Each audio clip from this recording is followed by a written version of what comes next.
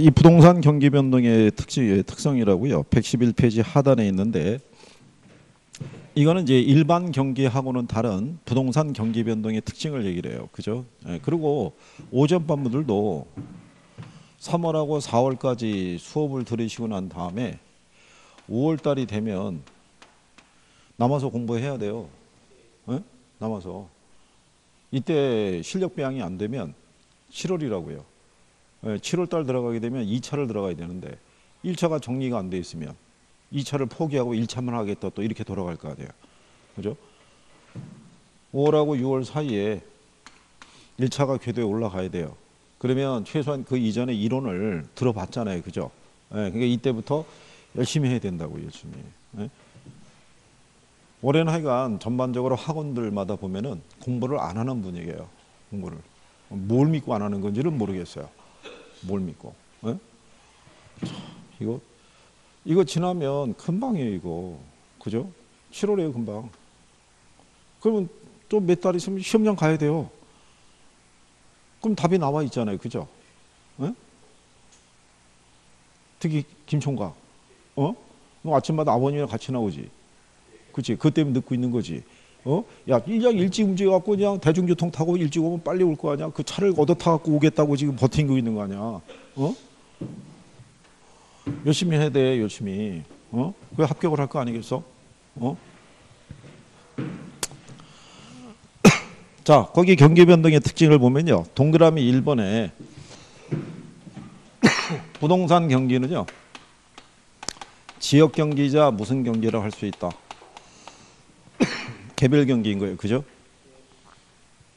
부동산은 움직이지 못하기 때문에 지역성이 있고 개별성으로 인해서 지역 경기자 개별 경기의 특성을 나타내고 있더라.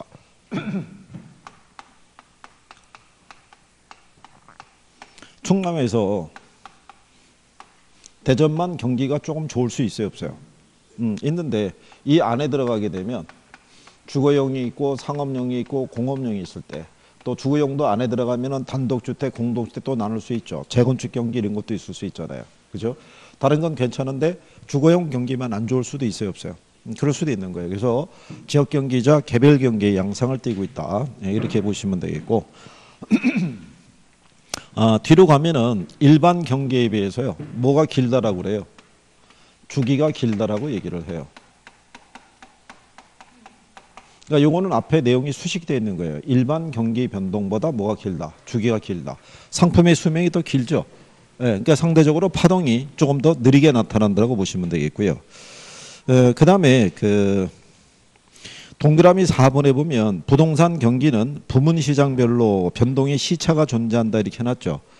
상업용, 공업용 부동산 경기는 일반 경기하고 대체로 일치하는데 주거용 부동산 경기는 일반 경기하고 역순환적인 관계를 나타내요.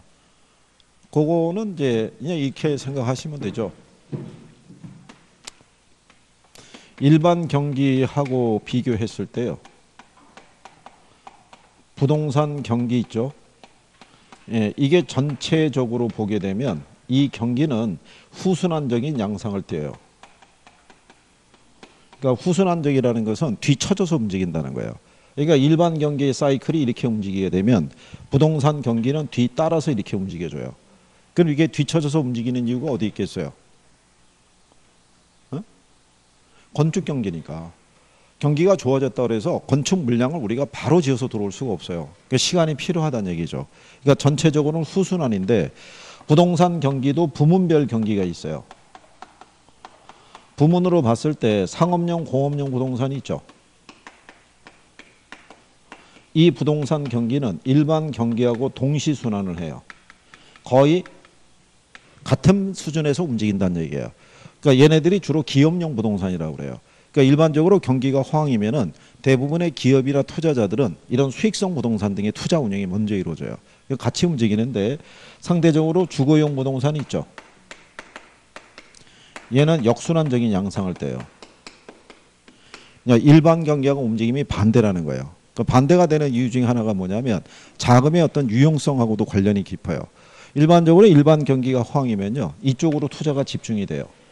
그러면 돈을 쓰겠다는 사람이 많아지게 되면 뭐가 상승하겠어요? 금리가 상승을 해요. 그러면 은행 입장에서는 돈이 무궁무진히 있는 게 아니잖아요. 그러니까 가지고 있는 자금을 수익성이 높은 부분으로 대출을 해주는 거예요. 이자를 많이 받을 수 있으니까. 근데 주택 부문에 대한 투자는 상대적으로 높은 금리가 발생했을 때는 투자가 잘 이루어지질 않아요. 그러니까 이때는 상대적으로 위축이 된다고 봐야죠. 근데 일반 경기가 안 좋으면은 얘들에 대한 투자가 줄어들겠죠. 그럼 돈을 쓰겠다는 사람이 없잖아요. 그러면은 은행 입장에서는 가지고 있는 자금을 운용을 해야 되는데 대기업에서는 투자를 안 해요. 그렇다고 중소기업에 대출해 주자니 리스크가 커요. 그러니까 확실한 담보를 갖고 있는 가계대출에 집중이 되는 거죠. 그래서 간단히 말씀드리면 뭐 그런 내용이라고 보시면 되겠고, 그래서 이게 역순환이라는 거. 시험에서 나온 거는 이게 나온 거예요. 주거용이 기준이니까. 그래서 그런 정도로 정리하시면 되겠고요. 그리고 이제 거기 보면 동그라미 6번에 부동산 경기는 순환 국면이 명백하거나 일정하지 않다 이런 얘기죠. 매기간 나오는 사이클이 어떻게 돼요? 다 틀려요. 사이클이. 그러니까 순환 국면이 뚜렷하게 나오지는 않는다는 얘기예요. 무슨 말인지 아시겠나요? 항상 일정한 이 기울기를 가지고 움직이는 게 아니라는 얘기예요. 그때그때마다 움직임이 다 불규칙하고 불명확하다라고 보시면 되겠고요. 경기의 후퇴는 짧고 빠르게 진행이 되고요. 회복은 느리게 진행이 된다는 것은 건축 경기이기 때문에 회복이 더디고요. 후퇴는 빠르게 이루어지는 경우는 경기가 과열됐다 싶으면 누가 개입을 해요? 정부가 개입을 하는 거예요. 그러면 경기가 급속도로 어떻게 해야 돼요? 떨어질 수가 있죠. 수도권에는 어느 이제 부동산 시장 같은 경우도요. 거기 뭐 재건축 이런 조짐도 있고 그래가지고 많은 사람들이 또 가격이 올라갈 것이라고 보고 갭 투자 이런 것들이 많이 이루어졌던 모양이에요. 그런데 지금은 호가가 2억 이하로 떨어졌어도 안 팔린다는 거예요. 안 팔리는 이유가 뭐냐면 대출 규제가 워낙 까다로우니까.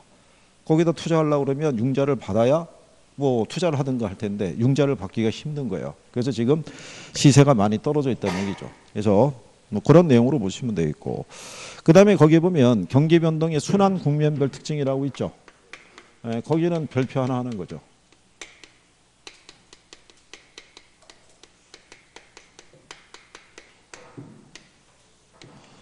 자, 여기는 지난번에 설명해 드린 것처럼 제목에 기초해서 회복시장이라는 게 있고요. 상향시장이 있고 후퇴시장이 있고 하향시장, 그 다음에 부동산 시장만 별도로 있는 게 안정시장이라고 있어요. 여기 있는 상향이라는 건요, 일반 경기의 호황에 해당이 되고요. 하향이라는 거는 일반 경기의 불황에 해당이 돼요. 이렇게. 그런데 얘네들은 기본적인 거는 요 제목에서 알려줘요. 제목에서. 예를 들어서 경기가 회복되기 시작하면요, 부동산 거래가 늘어나겠죠. 늘어나게 되면 가격도 조금씩 오르는 추세가 나타날 것이고 공가나 공실은 줄어들겠죠. 무슨 말인지 아시겠나요? 그거는 뭐로 파악할 수 있어요? 제목으로. 그럼 출제자들은 제목으로 확인할 수 있는 내용은 답으로 유도하지 않아요. 이건 그냥 접근이 되니까. 그러니까 이 과정에서는 기억하실 게 우리 교재에 보면은 하향이 먼저 남아 있는데 동그라미 2번에 가면 회복시장이라고 있죠. 예, 회복시장에 가게 되면은 리을이 있죠. 리을하고 미음이 있죠. 예, 그거 두 개 체킹하시면 돼요. 거기 보면 부동산 전문 활동이라고도 얘기를 하고요. 또는 유통 활동을 얘기하기도 해요. 중개업자들도 이 부동산 유통시장에 있는 거예요. 그러니까 중개업자, 인테리어 업자 아니면 이삿짐 센터 있죠. 다 이제 유통 과정에 속해 있다고 보시면 되겠고, 이 전문 활동에서는 초기는 누구를 중시하다가 매수자를 중시하다가 시간이 경과하게 되면요, 매도자를 중시하는 경향으로 바뀌죠. 그죠? 그러니까 궁극적으로 얘를 중시해요. 그럼 왜 이런 변화가 나타나냐면 아까 저희가 얘기를 해드렸지만 경기의 흐름의 변화를 우리가 측정할 때 가장 우리가 확인하기 힘든 것들이 뭐가 된다고 그랬어요? 경기가 회복되는 타임, 경기가 뭐 할 때? 후퇴할 때. 그렇죠? 매년 한 2월 달 정도가 되면요, 부동산 거래량이 늘어나는 지역이 있어요. 그러니까 그 전에 대학 수능이 불수능이었으면은 학부모들이 자녀들의 대학 진학을 위해서 학군이 좋은 쪽으로 주거 이동을 해요. 그러면 그 지역만 중심으로 부동산 거래가 반짝 늘어나요. 근데 그게 일시적인 현상인지 경기가 회복돼서 나타나는 현상인지는 단정할 수가 없는 거죠. 그러니까 일단 시간이 어떻게 돼요? 지나봐야 아는 거예요. 무슨 말인지 아시겠나요? 그래서 이런 움직임의 변화가 존재하는 거예요. 그래서 여기서 과거의 사례 가격이라는 게 있어요. 얘는 새로운 거래의 기준 또는 뭐가 되냐면 하한선이 되는 거예요. 그죠? 그래서 여러분들이 간평할 때 거래사례 비교법이라고 들어봤죠? 네. 제목이 뭐예요? 즉 얘하고 비교해서 가치를 도출하는 방법이에요. 그죠? 거래사례 비교법의 간단한 논리는 우리 집의 가치가 얼마냐는 것은 우리 옆집이 얼마에 팔렸느냐가 기준이에요. 옆집이 5억에 팔렸으면 우리 집도 5억은 할 것이다. 이런 거예요. 근데 걔가 팔린 시점이 언제냐는 얘기죠. 회복시장 전 단계는 무슨 시장이에요? 여기가 하향시장이라고요. 그럼 경기가 가장 안 좋을 때잖아요. 그러면 이때 거래가 됐으면 지금보다는 어떻게 돼요? 싸게 거래됐으니까. 이 사례를 수집하면 가격을 높여서 비교를 해줘야겠죠. 근데 회복 타이밍에서 거래가 이루어졌으면 지금 현재 거래할 때 하나의 기준으로 볼 수가 있겠죠. 무슨 말인지 아시겠나요? 두 가지로 나눠진 이유가 거기에 있다는 얘기예요. 그래서 기준 또는 뭐가 된다? 하한선. 그러면 얘가 조금 더 활발하게 움직이는 게 상향시장이에요. 그래서 부동산 전문 활동에서는 여기는 여기 중시하는 거예요. 그러니까 매도자가 중시가 될 때는 어떨 때냐면요. 중개업소를 가보게 되면 중개업자가 그런 얘기를 해요. 부동산을 사겠다는 매수자들은 끊임없이 찾아오고 문의 전화도 빗발치고 심지어는 계약금까지 맡기고 하는 사람이 있는데 거래가 성사가 안 된다는 거죠. 뭐가 안 나오는 거예요. 매물이 안 나오는 거예요. 상향시장에서는 이쪽 정도 한 상향시장 정도 돼요. 그러면 정점을 향해서 치닫고 있잖아요. 그러니까 지금보다는 앞으로 시세가 더 올라갈 것이라는 기대 심리가 있으니까 부동산을 갖고 있는 사람들은 매물을 내놓지는 않아요. 근데 매수자들은 어떻게 돼요? 더 오르기 전에 사둬야 될 거 아니에요. 그죠? 그래서 이때는 매도자는 거래 성립을 뒤로 미루려고 하고 매수자는 거래 성립을 앞당기려 할 때가 이때예요. 그게 무슨 시장? 상향시장이에요. 그러면 과거의 사례 가격은요. 새로운 거래에 뭐가 된다는 거예요? 이게 하한가가 되는 거예요. 왜냐하면 상향시장 이전에 거래된 애들은 지금보다 다 싸게 거래된 애들이잖아요. 그래서 여기서 보면 얘가 지금 상이죠. 상이면 이게 하로 들어와야 돼요. 얘가 상향인데 이게 상승, 이게 상한가가 된다면 틀리는 거예요. 이해하시겠어요? 네. 그 다음에 후퇴를 하게 되면요. 부동산 전문 활동에서는 초기는 누구를 중시하냐면 매도자를 중시를 해요. 그다음 시간이 경과하게 되면은 누구를 중시한 걸로 바뀌어요. 그래서 궁극적으로는 매수자를 중시를 해요. 그렇죠? 그리고 후퇴 시장으로 접어들게 되면은 어떤 현상이 나타나냐면 이제 나와 있던 매물이 빠지질 않아요. 근데 매수세가 어떻게 돼요? 줄어들어요. 문의도 줄어들고 찾아오는 사람도 점점점 줄어들어요. 그죠? 근데 그게 경기가 후퇴기로 접어들었다고 바로 단정할 수는 없어요. 또 일시적인 현상일 수도 있다. 이렇게 보고 여기도 한동안 또 지켜봐야 되는 거죠. 그러니까 이런 변화가 있는 거고. 그래서 과거의 거래 사례 가격도요. 새로운 거래했을 때 기준 또는 뭐가 된다. 상한가가 된다라고 얘기하는 거죠. 이게 더 심각하게 될 때가 무슨 시장이에요? 하향시장이에요. 부동산 전문 활동에서는 누구 중시하겠어요? 이때가 되면 중개업소에 찾아오는 사람도 없고요. 문의 전화도 없고 그냥 매물만 쌓여 있어요. 그러면서 계속 매물 내놓은 사람하고 중개업자가 조율하는 거예요. 여기서 조금 더 낮춰볼까요? 뭐 이런 것도 있죠. 그래도 거래가 잘 안 이루어질 때. 그래서 과거의 거래 사례 가격은 새로운 거래했을 때 다 뭐가 되겠어요? 상한가가 되는 거예요. 그럼 여기가 하향시장이죠. 그럼 여기는 뭐로 들어와야 돼요? 상으로 들어와야 돼요. 반대편으로. 무슨 말인지 아시겠어요? 같이 집어넣고 틀리게 유도한 적도 있어요. 그러니까 구별하시면 되겠고. 여기 있는 안정시장이라는 건요. 이건 별도의 무슨 시장이에요? 지역시장인 거예요. 만약에 이 도시에 전반적으로 부동산 경기가 안 좋더라도요. 주공 아파트 같이 이게 소형 평형 아파트 있죠. 이 단지를 중심으로는 거래가 항상 어떻게 해야 돼요? 꾸준해요. 우리나라에서는 소형 평형 주택에 대해서는 실수요층이 제일 두터워요. 경기가 아무리 안 좋더라도 결혼한 사람이 있고 1인 가구로 나오는 사람이 있고 이러기 때문에 여기는 거래가 항상 어떻다는 거예요. 꾸준한 거예요. 그러니까 이 국면 어디에서도 안정시장은 존재해요. 그러니까 여기는 경기가 화한 국면에 놓여 있더라고 그래가지고 가격이 투기 가격 수준까지 올라가진 않아요. 그러니까 변화가 있어도 한 1, 2천 내에서 왔다 갔다 하는 거예요. 계속. 무슨 말인지 아시겠나요? 그래서 여기는 과거의 거래 사례 가격이 있죠. 여기는 새로운 거래에 신뢰할 수 있는 무슨 가격이다. 기준 가격이에요. 단지 시세가 큰 변화가 없으니까. 그러면 여기는 부동산 전문 활동에서는 매도자가 있고 매수자가 있죠. 여기는 둘 다 중시하는 거예요. 그러니까 매물도 꾸준히 나오고 매수자도 꾸준히 발생하기 때문에 양쪽을 다 중시해야 될 때라고 생각하시면 돼요. 그럼 결국은 뭐가 설명하는 거예요? 제목이 설명하는 거예요. 제목. 그래서 여러분들이 거기 113페이지 하단에 가면 예제 나와 있죠. 예, 예제 보시면은 2번 지문에 이렇게 돼 있죠. 하향 국면은 매수자가 중시가 되고 과거의 거래 사례 가격은 새로운 거래 가격에 상한이 되는 경향이 있다 이렇게 해놨죠. 그러니까 하향이면은 상으로 들어와야 되는 거예요. 무슨 말인지 이해하시겠어요? 그 다음에 뒤로 넘어가게 되면 상향 국면은 매도자가 중시가 되고 과거의 거래 사례 가격은 새로운 거래 가격에 뭐가 된다? 하한이 되는 경향이 있다. 근데 거기 이제 5번 지문에 가면 후퇴 국면은 매수자가 중시가 되고 과거의 거래 사례 가격은 새로운 거래 기준 가격이 되거나 하한이 된다 했으니까 틀렸겠죠. 예. 그러니까 경기가 좋아질 때 있죠.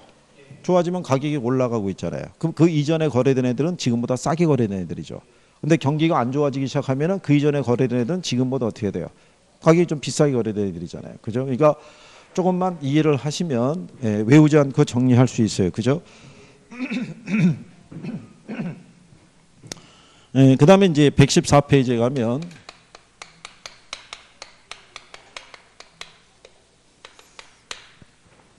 거미집 모형이라고 되어 있어요. 그죠?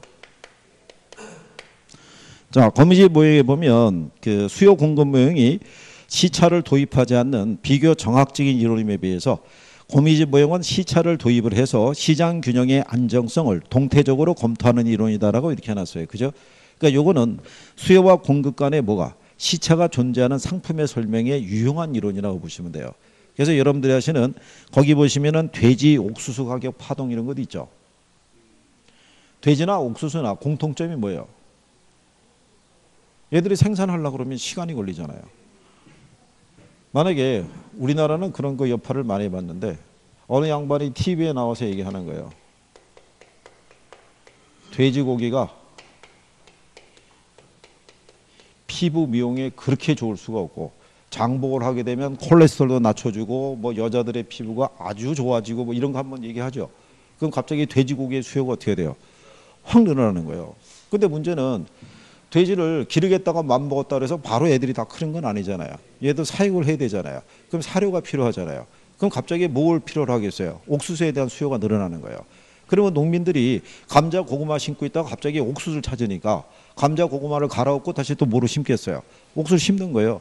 근데 옥수수가 또 재배해서 나오려면 뭐가 걸리는 거예요? 시간이 걸리는 거예요.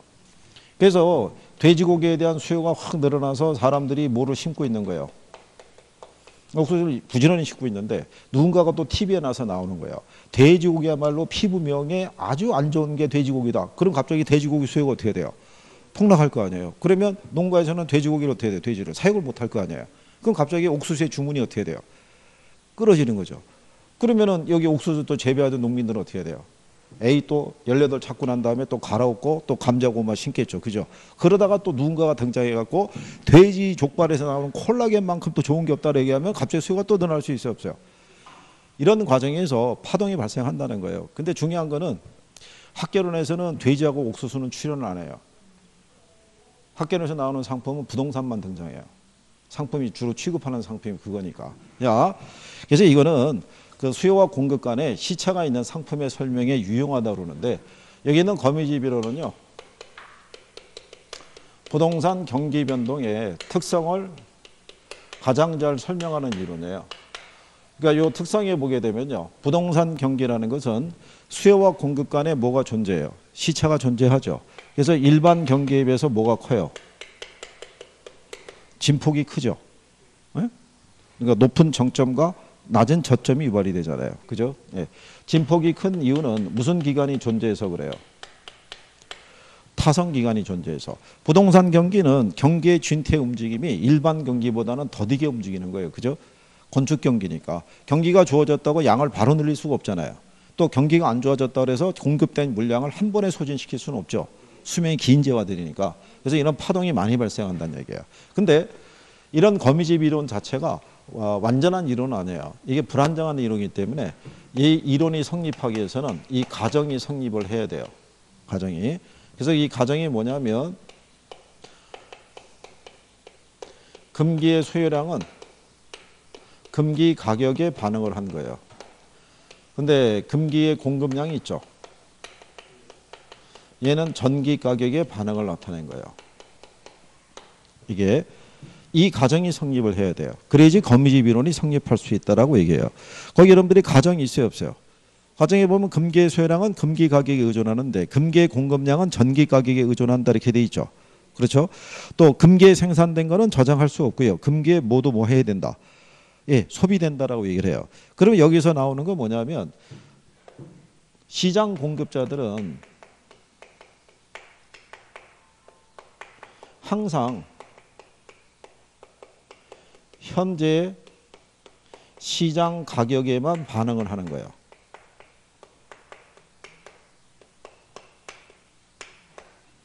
반응을. 그러니까 미래에 대한 합리적인 예측은 한다 못한다. 못한다는 가정이에요. 예를 들어서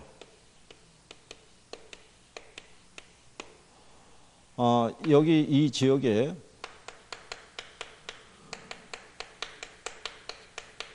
아파트 예를 들어서 300채가 완공이 됐어요.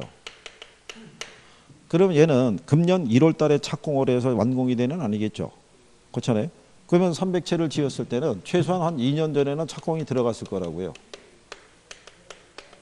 그러면 이때 300채를 착공했을 때는 이때 당시에 부동산 수요가 증가했어요. 수요가 증가했을 때 부동산 공급은 어떻게 변하겠어요? 이 시점에서 수요가 늘어났어요. 부동산 수요가. 공급은 어떻게 돼요? 수요가 늘어날 때 공급은? 공급은 불변이라고요. 불변. 지금 얘기하잖아요. 부동산 공급은 지어서 들어오기까지가 뭐가 많이 걸리는 거예요. 시간이 걸리는 거예요. 그러면 수요는 늘어났는데 공급은 불변이잖아요. 그럼 뭐가 상승하겠어요? 가격이 상승할 거 아니에요. 그러면 공급자들은 요 가격을 보고 착공이 들어가는 거예요. 그래서 이 물량이 이때 완공이 될 때까지도 이 시세가 어떻게 돼요? 그대로 유지될 것이라는 가정을 한다고요. 그래서 300채가 착공이 들어간 거예요. 근데 시장 경기는 변화될 수 있어요, 없어요? 변화될 수 있죠. 지금 현재 요 수요하고 이 가격만 보고 공급자들이 무리하게 착공량을 늘리게 되면은 나중에 걔들이 다 완공이 됐을 때는 거꾸로 초과 공급 상태가 될 수도 있어요, 없어요? 그럴 수가 있다는 얘기예요. 그러면은 다시 또 이 상태가 완공이 됐을 때는 무슨 상태로 바뀌게 되면 초과 공급 상태가 바뀌게 되면 경기가 침체하겠죠. 그럼 미분양 재고가 있는데 그때 공급자들은 새로운 착공을 안 할 거 아니에요. 그러다가 갑자기 어느 시점에서 경기가 좋아지고 수요가 늘어날 때 또 다시 공급이 들어온 게 없잖아요. 그럼 다시 또 초과 수요 상태가 되겠죠. 그러면 또 착공이 또 들어가는 거예요. 그러면 미래에 대한 합리적인 예측을 하지 못하고 많은 물량을 또 착공이 들어갈 거 아니에요. 그럼 또 걔들이 완공이 되면 무슨 상태로? 초과 공급 상태로. 그게 되풀이 되는 거예요. 그래서 이거를 그림상에서 이렇게 보시면요. 일반적인 기울기 갖고 얘기하는 거예요. 이게 수요 곡선이고요. 이게 공급 곡선이라고 그랬을 때 지금 이렇게 찍어보게 되면 얘는 기울기가 완만하고 얘가 상대적으로 가파르니까 수요는 탄력적이고 공급은 비탄력적이다 이런 가정인 거예요. 이 가정 하에서 수요가 이렇게 증가해요. 수요가 증가하는데 단계는 공급의 변화가 없잖아요. 그러니까 뭐만 상승하겠어요? 가격만. 그러면 공급자들은 이 가격을 보고 착공이 들어가는 거예요. 그러니까 착공이 들어갈 때는 무슨 상태인 거예요? 네, 초과 수요 상태인 거예요. 그러면 얘들이 계속 이렇게 쭉 질 거 아니에요. 짓다가 보면 먼저 착공 들어간 물량이 시장에 분양이 될 수가 있겠죠. 그러면 여기서 새로운 균형으로 수렴에 들어가야 되는데 뒤이어서 계속 착공 들어간 물량이 있잖아요. 걔들이 중간에 상품을 거둘 수가 없어요. 부동산은 완결되기 때문에 완성이 되지 않으면 상품으로서의 가치가 없어요. 그러니까 무조건 완성을 시켜야 되는 거예요. 그럼 이 물량이 다 쏟아지게 되면 이때는 무슨 상태로 바뀐다는 거예요? 예, 초과 공급이 되는 거예요. 그러면 경기가 어떻게 돼요? 침체하겠죠. 그럼 이 상태에서 한동안 대기하는 거예요. 미분양 재고 초과 공급된 물량이 소진될 때까지. 그러면 새로운 착공은 없을 거 아니에요. 그러다가 경기가 회복이 돼서 다시 가격이 상승해요. 그럼 공급자들은 이 가격에 반응을 해서 또 뭐가 들어가는 거예요? 착공이. 그럼 얘가 또 완공이 될 때는 또 무슨 상태로 바뀌는 거예요? 이 상태로. 그럼 또 경기가 침체하겠죠. 이게 계속 되풀이 되면서 이렇게 새로운 균형으로 수렴에 들어간 형태가 나오는 거예요. 그러니까 원래 최초의 균형에서 새로운 균형으로 이렇게 수렴되어가는 과정을 지금 설명해 주고 있는 거죠. 근데 이 과정에서 뭐를 계속 반복하는 거예요? 초과 수요와 초과 공급을 계속 반복하면서 새로운 균형에 도달하는 것을 설명하고 있는 거예요. 이게. 근데 여기 있는 이 거미집 모형에 대한 거는요. 거기 114페이지에 보면 하단에 거미집 모형의 안정 조건이라고 있죠. 지금까지 시험을 거기서 많이 냈어요. 안정 조건에 보면요. 수렴형이라는 게 있고요. 그 다음에 뭐가 있어요? 발산형이 있고. 그 다음에 뭐가 있다? 세 가지 형태가 있는데 부동산 시장에서는 나타날 수 있는 게 이거 하나밖에 없어요. 수렴형밖에. 수렴형이 되게 한 조건은 뭐냐면요. 수요의 가격 탄력성과 뭐가 있을 때? 공급의 가격 탄력성이 있으면 수요가 더 탄력적일 때. 부동산 시장에서는요. 수요나 공급이나 단계는 다 비탄력이에요. 근데 수요에 비해서는 공급이 더 비탄력적이라고 보시면 돼요. 그죠? 그래서 수요에 비해서 공급의 가격 탄력성이 적을 때 있죠. 그러니까 수요는 탄력적이고 공급이 어떨 때? 비탄력적일 때만 새로운 균형으로 뭐 할 수 있다는 거예요. 이렇게 수렴해 갈 수 있다고요. 우리 조금 아까의 가정이 뭐라고 그랬어요? 수요는 탄력적이고 공급은 비탄력적이라 기울기를 설명했었죠. 시험에 기울기는 뭐 나올 수가 없죠. 이게 수요 곡선이고요. 이게 공급 곡선이라고 그러면 이런 식으로 움직인다고요. 이렇게. 그러면 이런 식으로 안으로 이렇게 수렴에 들어가는 기울기가 나오겠죠. 그렇잖아요. 근데 반대로 수요 곡선의 기울기는 가파르고 공급 곡선의 기울기가 이렇게 돼 있으면 그러면 얘는 이렇게 나갈 거 아니에요. 이런 식으로 이렇게 발산하게 된다고요. 그러니까 새로운 균형으로 수렴이 돼야 안 돼요. 안 된다고요. 그러니까는 새로운 균형으로 수렴하려고 그러면 수요는 탄력적이고 공급은 어떨 때? 비탄력적일 때 가능하다는 얘기예요. 그러면 순환형이 된다 그러면 어떻게 되겠어요?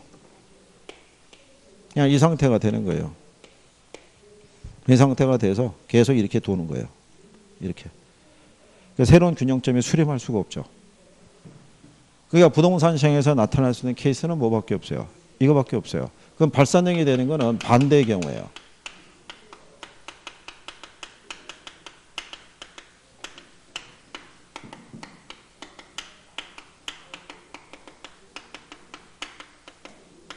공급의 가격 탄력성이 수요의 가격 탄력성보다 클 때. 이때가 이제 발산형이 되고요. 수렴형은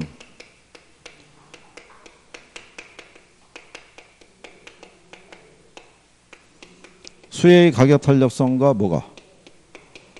예, 공급의 가격 탄력성이 같을 때를 얘기를 해요. 같을 때. 근데 이게 이제 탄력성에 대한 거고요. 기울기는 반대라고 보시면 돼요. 탄력성의 역수가 기울기니까. 그래서 여기 있는 이제 수요 곡선의 기울기 있죠. 이거보다는 뭐가? 공급 곡선의 기울기가 크고요. 수요 곡선 기울기에 절대값이 있죠. 공급 곡선에 대한 기울기 값이 클 때. 그러니까 기울기는 반대라고 보시면 돼요. 그러니까 여기도 탄력성은 지금 공급이 크죠. 기울기는 반대로 어디가 크다는 얘기예요. 수요가 클 때. 그게 무슨 형이 된다? 발산형인 거예요. 같으면 뭐가 되는 거예요? 순환형이 되는 거예요. 그러면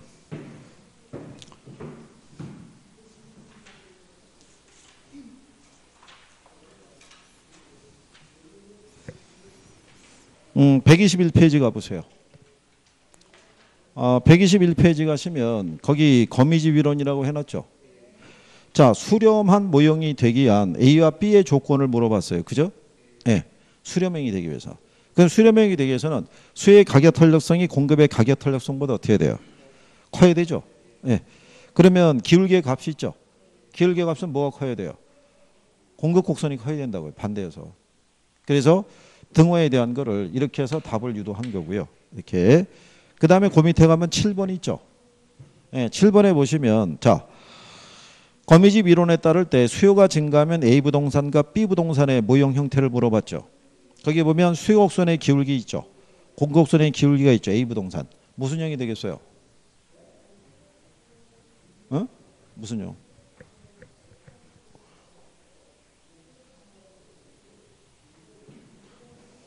자, 만약에 수요 곡선이 있죠. 예? 예. 수요 곡선은 이렇게 되고요. 공급에 대한 게 이렇게 들어가 있어요. 그죠? 그럼 이거 수렴형이겠어요? 아니면 발산형이겠어요? 이거 뭐가 돼요? 여기 수요 곡선은 기울기의 절대값이라고 표현했죠.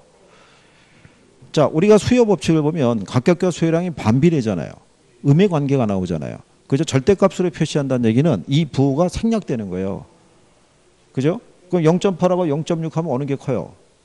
0.8이 크잖아요. 수요 곡선 기울기가 크면 발산형이죠. 무슨 말인지 아시겠나요? 거기도 보면 0.3, 0.7이잖아요. 공곡선 기울기 값이 크죠? 그럼 수렴형인 거예요. 기울기는 반대니까. 근데 두 개 밑에는 0.5, 0.5 같잖아요. 같으면 무슨 형이겠어요? 그럼 순환형이라고요. 에? 그리고 뒤를 넘어가 보시게 되면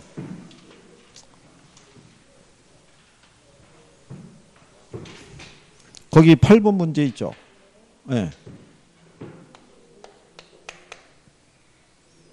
자, A 부동산 시장을 보게 되면요. A는 EP는 500-QD로 줬고요. 그 다음에 공급 함수는 3P는 300 플러스 4QS 이렇게 줬어요. 그죠? 그런데 여기 보면은 얘가 수량으로 주어져 있죠. 네, 이거는 기울기의 값을 물어보는 거예요. 이게 들어오면 얘가 만약에 이렇게 들어오죠. 그러면 이건 탄력성의 크기를 물어보는 거예요. 무슨 말인지 아시겠나요? 작년에 이렇게 나온 거예요. 작년에. 근데 이거를 학개론 교과서들을 보게 되면 이걸 선생들이 다 이항을 시켜서 계산하더라고요. 이렇게 나왔으니까. 그럼 이항을 시키게 되면 기울기의 값을 물어보는 거예요. 이 상태는 탄력성을 물어보는 거라고요. 그러면 가령 예를 들어서 이렇게 생각해 보세요. 이렇게 돼 있을 때 만약에 EQS가 이렇게 돼 있어요. 그죠? 그러면 얘도 가령 예를 들어서 EQD라고 가정하자고요. 그러면 QD가 되면 어떻게 되겠어요? 250 마이너스 그냥 P가 되겠죠. 그럼 얘는 QS가 되면 어떻게 되겠어요? 50 플러스 2분의 1 P가 되겠죠. 그러면 P가 있고 2분의 1이 있으면 어느 게 커요? 얘가 크잖아요. 얘는 1이고 얘는 0.5란 얘기니까. 그러면 수요의 가격 탄력성이 공급의 가격 탄력성보다 크잖아요. 그 무슨 형이겠어요? 그럼 수렴형이라고요. 무슨 형? 수렴형. 이거를 이항을 시켜서 해설을 해주게 되면 내용이 문장이 복잡해 보이는 거예요. 그러니까 여기도 마찬가지의 논리인 거예요. 자, 여기도 보시면 이렇게 돼 있을 때, 그죠? 그러면 이 P니까 P는 어떻게 되겠어요? 250 마이너스 2분의 1 QD가 되겠죠. 그럼 얘는 3P니까 P는 100 플러스 3분의 4 QS가 될 거 아니에요. 그러면 3분의 4가 있고 2분의 1이 있으면 어느 게 커요? 3분의 4가 크잖아요. 그럼 얘가 기울기 값이 크잖아요. 그럼 무슨 형이겠어요? 그럼 수렴형이죠. 탄력성과 기울기 반대니까. 그렇잖아요. 그러니까 A 부동산 시장은 무슨 형이라는 거예요? 수렴형. 근데 거기 보면 B 나와 있죠. B는 이거는 눈썰미만 있어도 그냥 할 수 있는 거예요. 이건 계산하라는 게 아니니까.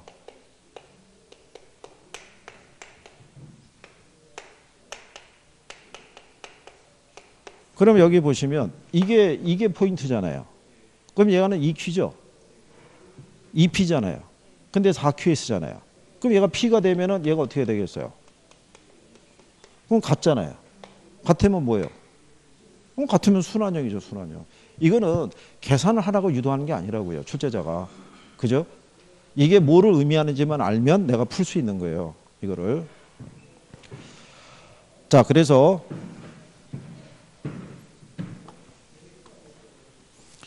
일단은 뭐를 중심으로 정리하는 게 필요하냐면요. 수렴형에 대기한 조건은 뭐예요? 수요가 탄력적이고 공급이 비탄력적일 때 수렴의 형태가 나타나요. 근데 기울기는 반대란 얘기죠. 예? 예, 그거 정도만 일단 기억하시고 나머지 또 돌아오면서 하시면 되니까. 이거는 뭐 크게 신경 안 써도 돼요. 왜냐하면 이게 여기서 나올 수 있는 유형을 다 냈다고요. 웬만한 건 다 낸 거예요. 그죠? 작년에도 이게 언급이 된 거죠.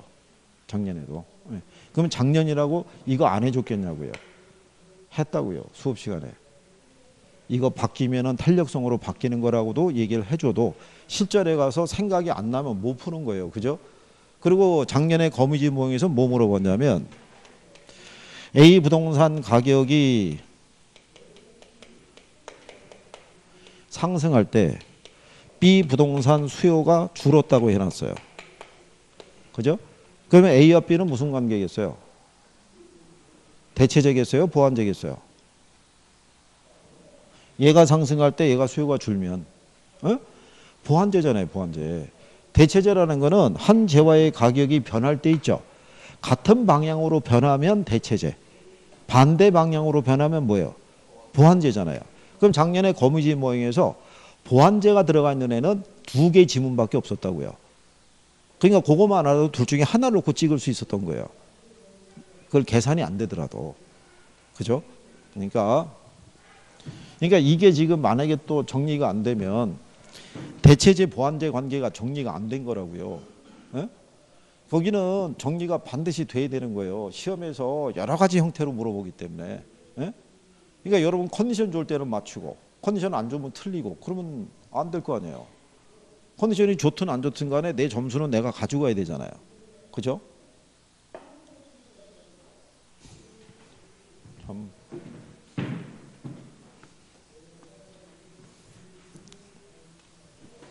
나중에 이거 대체제 보완제 관계는 반드시 숙지하고 들어가셔야 돼요.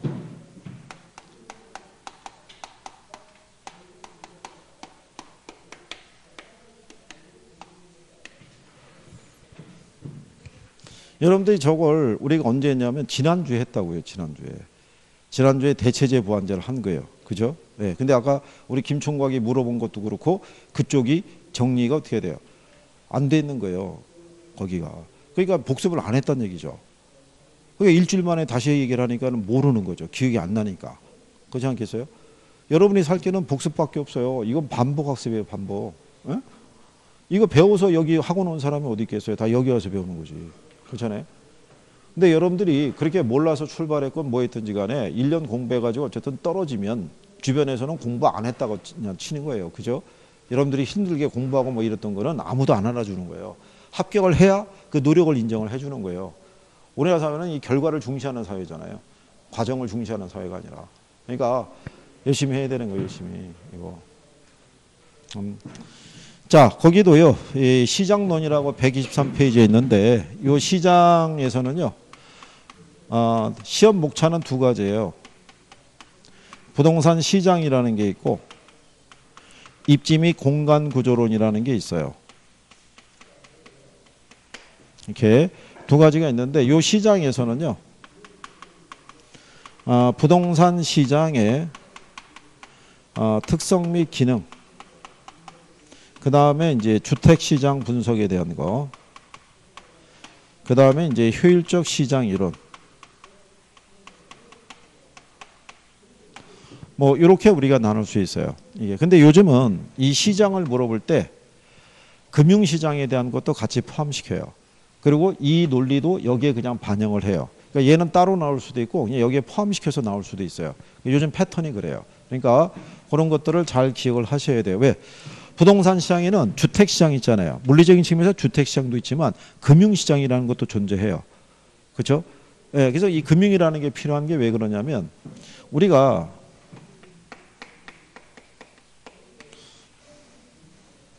부동산 금융을 가면은 수요자 금융이라는 게 있고요. 그 다음에 공급자 금융이라고 있어요. 이거를 주택 소비 금융이라고 그러고요. 이거를 주택 개발 금융이라고 그래요. 그러면 부동산 시장에서 우리가 이제 이 주택을 공급을 하려고 할 거 아니에요. 근데 주택을 공급할 때 분할해서 공급할 수 있어요, 없어요? 분할 공급이 안 돼요. 올해는 내가 안방만 지어서 공급을 하고 내년엔 거실을 짓고 이렇게는 안 되는 거예요. 그러니까 한 번에 완성을 시켜야 돼요. 근데 완성을 시키기까지 뭐가 많이 걸려요? 시간이 많이 걸리는 거예요. 그러니까 비용 지출만 있는 거예요. 수익은 발생하지 않고. 그죠? 그렇기 때문에 뭐가 필요한 거예요? 자금 조달이 필요해요. 그럼 부동산도 마찬가지로 분할 구매할 수가 없어요. 이번에 내가 안방을 분양을 받고 내년에 내가 자간방을 분양을 받고 이건 안 되잖아요. 그러니까 일시에 목돈이 들어가야 돼요. 그렇잖아요. 근데 자기가 벌어들인 소득만 갖고는 그 목돈을 지불할 여력이 안 되는 거예요. 그러니까 뭐가 필요한 거예요? 그렇죠. 돈이 필요한 거예요. 자금을 융통을 해야 된다고요. 그러니까 부동산 시장에서 이 주택 거래하려고 그러면 뭐가 필수적인 거예요? 금융이 필수적인 거예요. 그러니까 당연히 부동산 시장을 물어볼 때 금융에 대한 논리도 같이 물어보는 거예요. 무슨 말인지 아시겠어요? 그래서 문제가 출제가 될 때 다음은 부동산 시장 및 금융시장이 관련된 내용이 이렇게 묶어서 나왔던 선례도 있어요. 그러니까 그런 거 기초해서 정리하시면 돼요. 자, 그러면 제일 먼저 나오는 게 시장의 개념 뭐 이렇게 돼 있어요.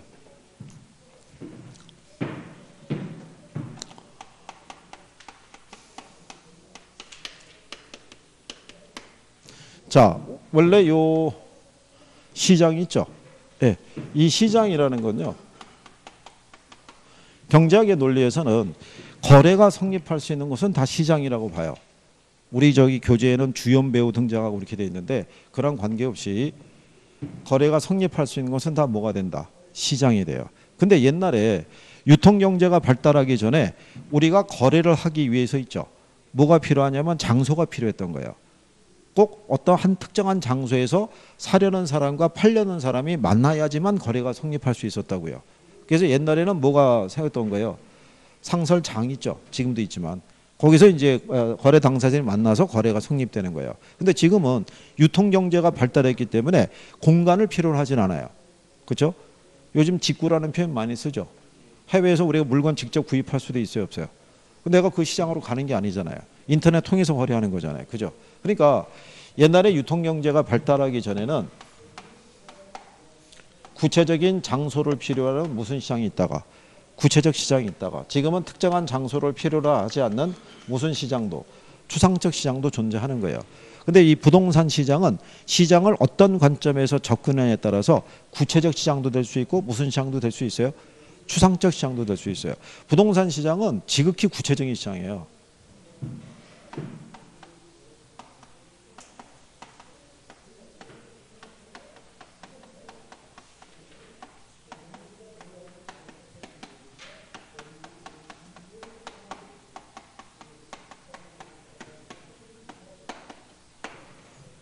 이렇게 나오죠. 지극히 구체적이잖아요.